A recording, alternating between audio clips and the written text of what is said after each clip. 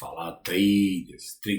Aqui eu sei quem fala é o Sebastião da Personal Trade, da mentoria do zero ao avançado, onde você vai ter 3, 6 meses e 1 ano de mentoria para você entender de fato sobre esse mercado. Então, sejam todos bem-vindos, tá? Acredito que quem esteja vendo essa aula, tá? Já está dentro do módulo 4, 5 ou 6, com certeza, que aqui nós estamos falando agora sobre geopolítica e inflação. Mas como que eu posso usar isso a meu favor? Entendendo o processo disso. Então nós vamos falar sobre isso, que eu acho muito importante. Então, o que nós estamos vivendo hoje e o que está acontecendo para que a gente está vivendo, para que nós estejamos vivendo o hoje baseado no passado. Então, 2026, o retorno da estagflação. Pô, Tião, mas o que é isso? Para a gente entender isso, a gente precisa entender o passado. Então, por isso que esse estudo é importante, porque vem como base um bom entendimento para que vocês não sejam pegos de surpresa. E aí vocês, entendendo o mercado de Forex, de commodities e de cripto, não importa, você vai estar à frente do momento certo ou acompanhando o momento certo para dar sua entrada certeira. Perfeito? Então, 2026, o retorno da estagflação. O que o passado ensina sobre dólar, petróleo, inflação e oportunidades no Brasil? Isso é uma oportunidade no Brasil, nós vamos ver lá na frente. Então, personal trade, mercado financeiro na prática. Então, vamos lá. Quando foi a última vez que isso aconteceu? Certo? Então, quando o dólar despencou, o petróleo disparou e a economia americana travou ao mesmo tempo. Essa combinação rara aconteceu apenas uma vez nos últimos 50 anos. E os sinais parecidos voltaram a aparecer agora em 2026. Tá? Então, vamos lá. Partindo pelo primeiro processo, dólar caindo. Índice DXY, que é o índice do dólar, né?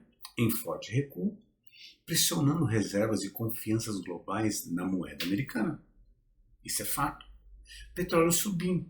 Alta expressiva do Brent posiciona combustíveis, produção e inflação em escala global, porque todo mundo usa o petróleo. Perfeito? Economia travando. Crescimento americano perde fôlego com juros altos, tarifas e consumo retraído, ou seja, as pessoas não conseguem comprar, não conseguem ter crédito a favor dos bancos. Perfeito? Esses 3 fatores juntos formam a combinação clássica para a estagflação. Tá? Mas a gente precisa saber um pouco mais, e é onde a gente vai chegar. Então, alerta cambial. Qual seria o alerta cambial? O dólar vive um dos piores momentos desde 1973. Nós vamos chegar em Nixon. O índice do dólar, DXY, registra forte queda, reacendendo preocupações sobre a perda de força da moeda americana. A combinação da expansão fiscal, juros reais negativos e desequilíbrios comerciais corrói a credibilidade do dólar como reserva global de valor. Perfeito? Historicamente, quando o dólar perde a força em larga escala, commodities sobem, emergentes se beneficiam e a inflação global se acelera, criando um efeito cascata difícil de controlar. O que significa isso? Vamos lá, vamos ver o que significa isso no todo. Commodities ficam mais caras, é lógico. Commodities, milho, soja, o que você imaginar de produto. Tá? Países emergentes ganham competitividade, porque eles também vão começar, eles produzem commodities, né? O Brasil é fortíssimo nisso. Pressão inflacionária global cresce. Perfeito. Ouro e petróleo disparam. Quais são os países fortes com isso? O Brasil é bom no petróleo também, mesmo com alta taxa de juros. Vamos lá. Energia global. O petróleo volta ao centro da crise. A alta expressiva do petróleo Brent pressiona toda a cadeia econômica, combustíveis, transporte, produção industrial e inflação global. O petróleo não é apenas um produto, é o sangue da economia mundial, porque sem ele ainda ninguém anda, mesmo com os carros a baterias, aí, caminhões até a bateria. Quando o seu preço sobe, tudo fica mais caro. Então vamos lá, transporte e logística, frete de distribuição encarece, elevando o preço final de todos os produtos, e o consumidor que se lasque. Produto industrial, custos de fabricação sobem, comprimindo margens e repassando preço ao consumidor. Isso é fato. Inflação persistente. Com a energia mais cara, a inflação resiste a tentativas dos bancos centrais de controlar. Ou seja, não tem como controlar, né, a inflação. Não tem. Então vamos lá. O que é a estagflação? O que é estagflação? Para a gente entender um pouco mais. Um dos cenários mais temidos pelos economistas e o mais difícil de combater com as ferramentas tradicionais de política monetária. Inflação alta, preços sobem continuamente, corroendo o poder de compra. Crescimento fraco, economia cresce pouco ou para complementar desemprego sobe. Juros elevados. Bancos centrais elevam juros para combater a inflação, mas agrava a recessão. O resultado final é a estagflação. Inflação e estagflação simultânea. Perfeito? Foi exatamente esse fantasma que marcou os anos de 1970 e que os mercados temem ver retornar em 2026. Vamos até lá para a gente sentir isso daí e analisar a fundo. Chegou no homem, né? Contexto histórico. Para entender 2026, precisamos voltar a 1971. Em agosto de 71, o presidente Richard Nixon tomou uma das decisões mais impactantes da história econômica moderna. Encerrou a unilateralidade, a conversibilidade do dólar em ouro, rompendo a lógica do sistema de Bretton Woods, nós vamos falar lá na frente, que sustentava a estabilidade monetária global desde a pós-guerra. Entenda isso, hein? O sistema de Bretton Woods, criado em 1944, garantia que cada dólar emitido tinha lastro em ouro. Isso disciplinava a emissão monetária e dava confiança global à moeda americana. Vamos ver, olha para vocês verem como a coisa mudou, hein? Nixon choque. Com o fim do padrão ouro, o Federal Reserve ganhou liberdade quase irrestrita para emitir moeda, ou seja, fazendo a mesma coisa que aqui no Brasil é feito na cara da gente, a gente não pode fazer nada, abrindo a porta para a grande inflação da década seguinte, ou seja, impressão de dinheiro. Perfeito? O dólar deixa de ser lastreado em ouro. Com o fim do padrão ouro, o Federal Reserve e o Tesouro Americano ganham liberdade para expandir a emissão de moedas sem restrições físicas.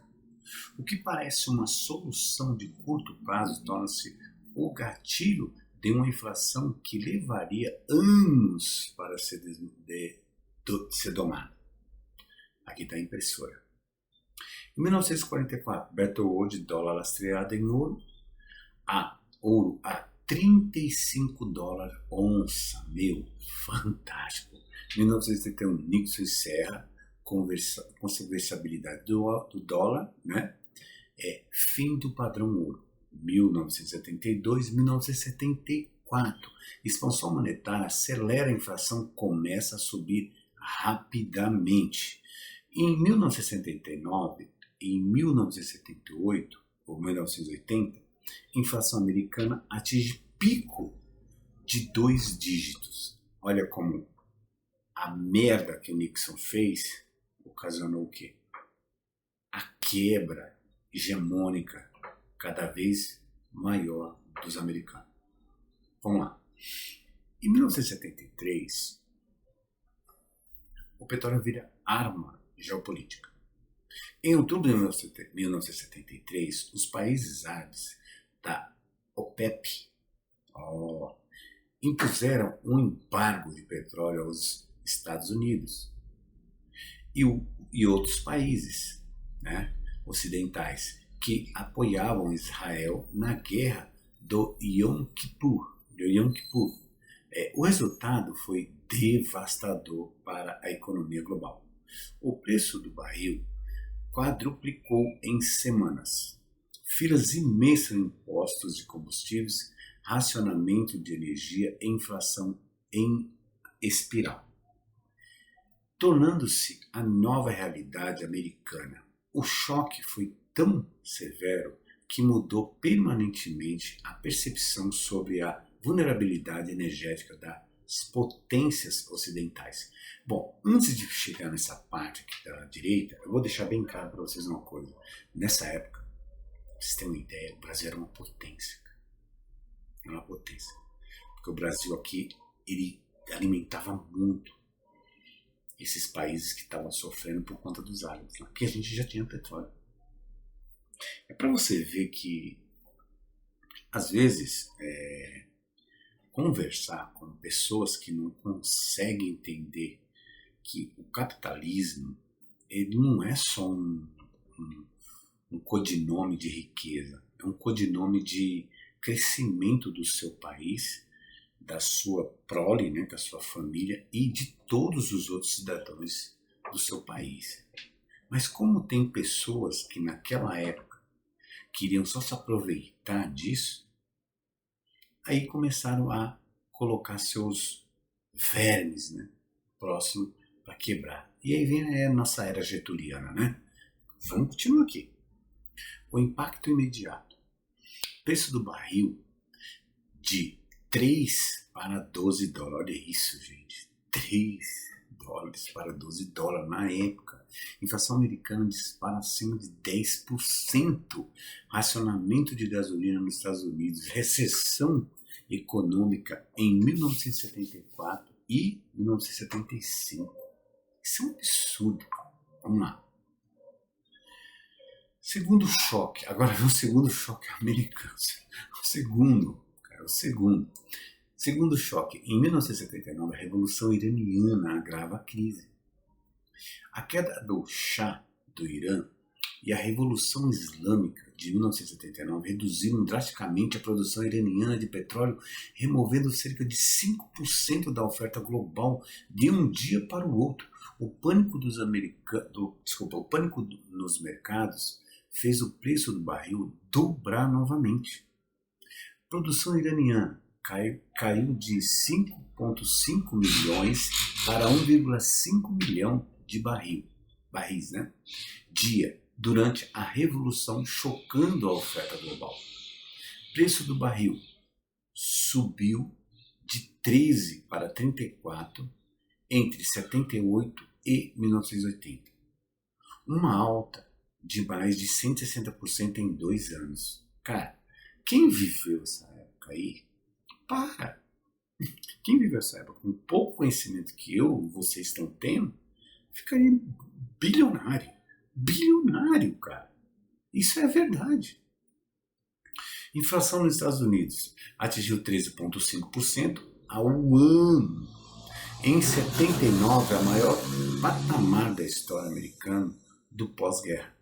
Ou seja, vocês viram que os Estados Unidos já foi um Brasil, né? Depois daquele maldito Nixon. Então vamos lá. Que queria o quê? Com essa parada de fazer a conversão, ou de espalhar, o que ele faz com isso?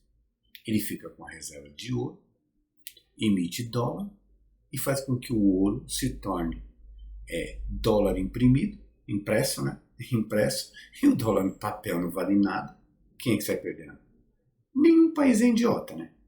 A inflação, então vamos lá, continuando. A inflação saiu do controle e os juros foram às alturas.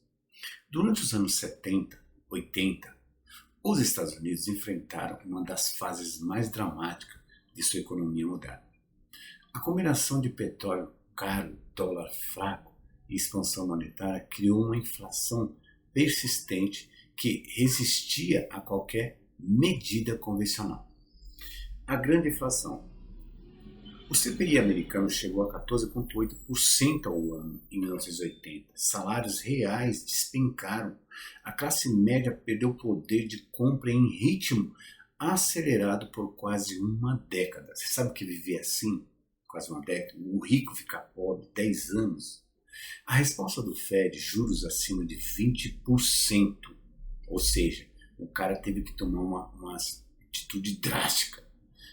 Paul Volcker, presidente do Fed, elevou os juros básicos para 20,5% ao ano em 1981, uma medida radical que causou recessão severa, mas finalmente domou a inflação após anos de sofrimento econômico. A lição: combater estagflação exige remédio amargo.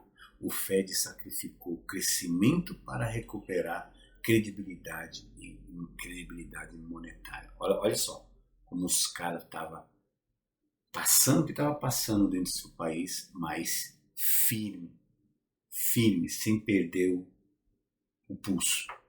Entendeu? Aqui não. Aqui estavam roubando na época, né? Porque estavam ganhando, né? Estavam vendendo petróleo a doido, toda a direita aí para os Estados Unidos. Bom, vamos lá. Paralelo histórico. 50 anos depois, os ingredientes parecem voltar. A história não se repete com precisão cirúrgica, mas os padrões são inegáveis. Em 2026, observamos a mesma combinação tóxica que marcou os anos de 1970. Moeda fraca, energia cara, inflação resistente e crescimento em desaceleração. 1970, dólar sem lastro em ouro. Petróleo, né? Choque no petróleo da OPEP. Inflação acima de 10%, juros do Fed acima de 20%. Recessão. Perfeito. 70. 2026, dólar DXY em forte queda. Tensão geopolítica no Oriente Médio. O dólar. Inflação volta a subir. Fed com juros elevados. Crescimento desacelerando. Olha aí. Quer falar de riqueza? Estamos falando de riqueza. É só ficar atento e fazer a lição de casa. Inflação, tarifas e risco de recessão nos Estados Unidos. Inflação volta a preocupar. A inflação americana voltou a acelerar, posicionada por energia, combustíveis e tarifas econômicas. O Fed enfrenta o mesmo dilema dos anos de 1970. Subir juros derruba o crescimento, mas mantém juros baixos, deixa a inflação correr. Perfeito? Então lá, energia mais cara, inflação sobe. Petróleo pressiona transporte, produção e preços ao consumidor em cadeia. É uma cadeia. Tarifas, produtos importados encarecem. Retaliações comerciais criam choque de oferta que amplificam a inflação. Ele vai amplificar a inflação. Juros altos, crescimento cai. O custo do crédito comprime investimentos, consumo e contratações. Tudo cai, tudo. Então, tarifas aumentam o risco. Tarifas comerciais impostas a parceiros estratégicos encarecem produtos importados, comprimem margens corporativas, reduzem o consumo e aumenta simultaneamente a inflação e o risco de recessão.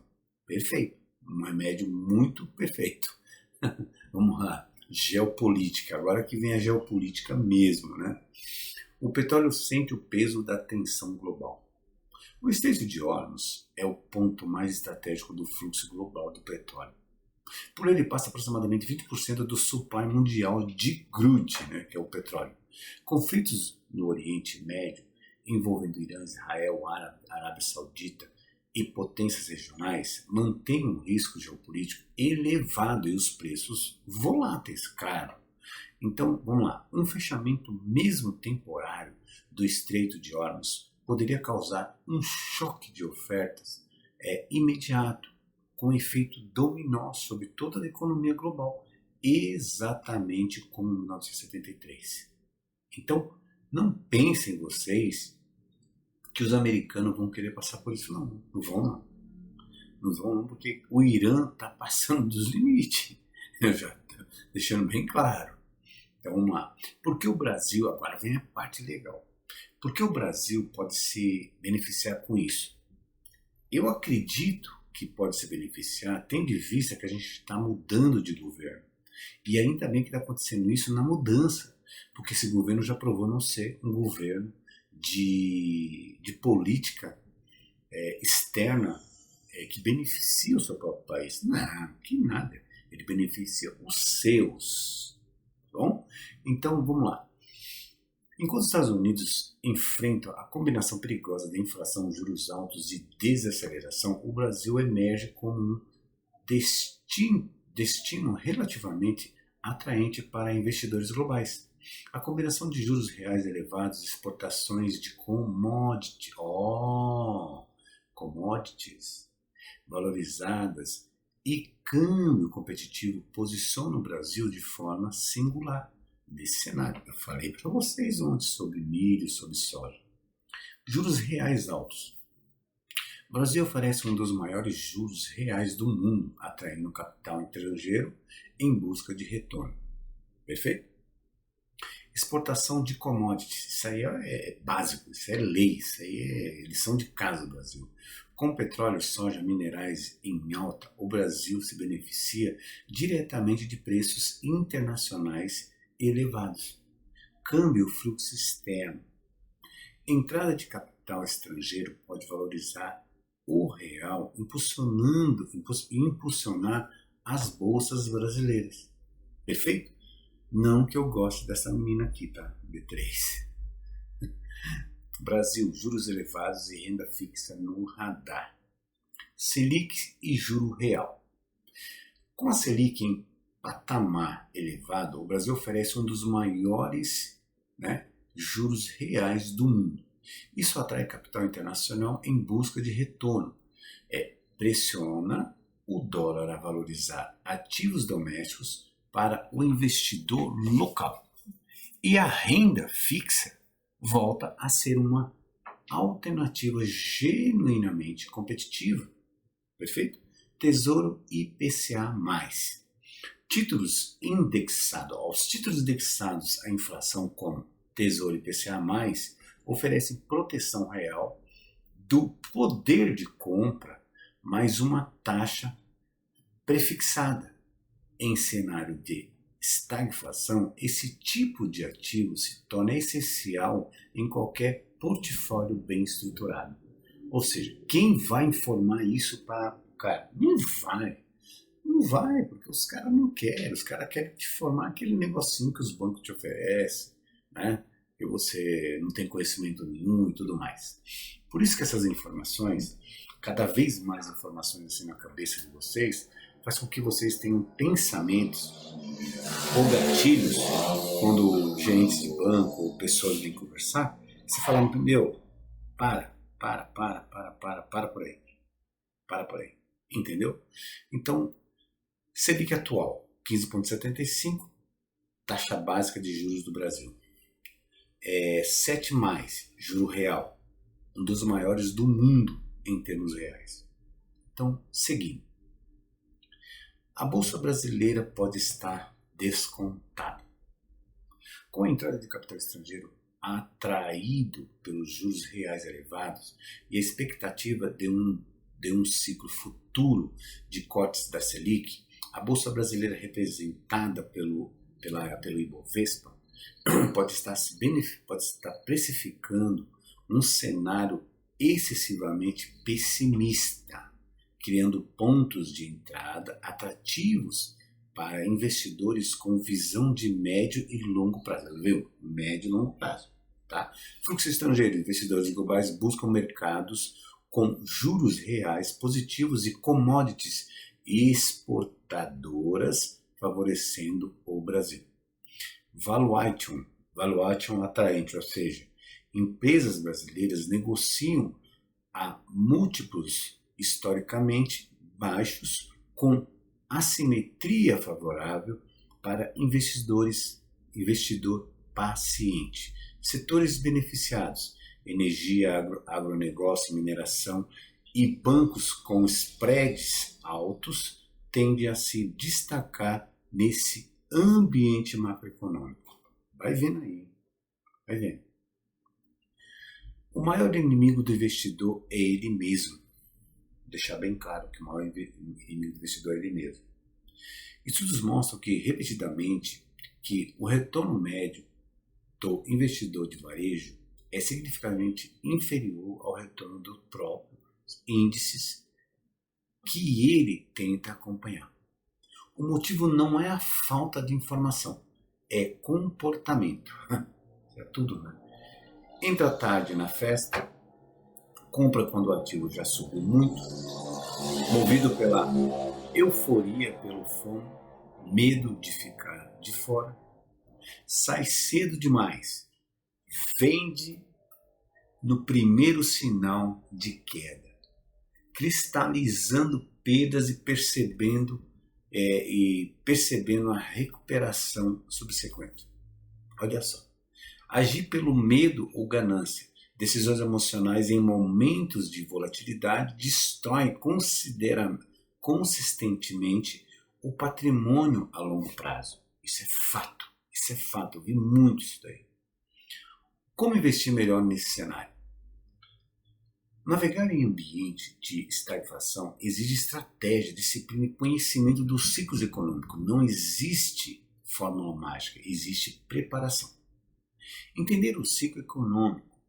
Reconheça em qual fase do ciclo estamos. Expansão, pico, contração ou recuperação. Cara, isso é fantástico. Monitorar os indicadores chaves. Acompanhar juros, inflação, dólar, petróleo com regularidade. São os termômetros do ambiente macro. Ter gestão de risco. Posições com stops definidos, diversificação real, tamanho adequado ao perfil de risco são inegociáveis, certo? Buscar ativos protegidos da inflação. Tesouro, IPCA+, ouro, ações de commodities e fundos imobiliários indexados são aliados naturais. Pensar no longo prazo, crises são temporárias, petróleo bem estruturado sobrevive e cresce no longo prazo. Isso é fato. Oportunidade não aparece para quem está distraído. Vamos lá. Crises não eliminam oportunidades, elas simplesmente as transferem. De quem não está preparado para quem entende o movimento do mercado e tem coragem de agir com estratégia quando outros agem com medo. Perfeito? Na crise, a riqueza não desaparece, ela apenas muda de mão. Prepare-se antes do mercado se mover. Então vamos lá. Para finalizar, o passado não se repete com exatidão, mas costuma rimar. Quem entende os ciclos econômicos toma decisões melhores, protege seu capital dos momentos errados e aproveita as assimetrias quando elas surgem. Estude, conhecimento é o único ativo que ninguém pode te tirar. Proteja seu capital. A primeira regra do investimento: não perca dinheiro. Opere com estratégia, disciplina e método. Superam qualquer previsão do mercado. Personal trade, criptomoedas e mercado financeiro na prática. Ou seja, estou passando para vocês tudo que está dentro do nosso atual momento, com os estudos que a gente já tem no nosso curso de mentoria da Personal Trade. O que eu não posso fazer, de forma alguma, e de maneira alguma eu vou fazer, é ler para vocês, basear todo o trajeto de vocês pelo meu, ou direcionar vocês como eu me direciono. Não, porque nós temos um time. Nós temos o nosso time e tempo diferente. Talvez o tempo que eu tenho de estudo não é o mesmo tempo que vocês têm. Talvez o time que eu tenho de entendimento não é o mesmo. Talvez os gatilhos que eu tenho não são os mesmos. Mas a forma e o tempo diferente de cada um é que faz cada um chegar no seu tempo, momento certo para a sua riqueza e a sua mudança de vida. Isso é o que eu deixo para vocês. De certa forma, eu não posso falar mais do que isso. Só dizer para vocês, quer estudar, quer aproveitar tudo isso, se joguem nos estudos. Certo? Se precisar, se tiver dúvida, falar sobre isso ou aquilo, posso só perguntar. Não hesite, tá bom? Porque a contextualização é diferente da crítica. Porque quando alguém contextualiza, ela questiona, é porque ela leu, é porque ela quer saber.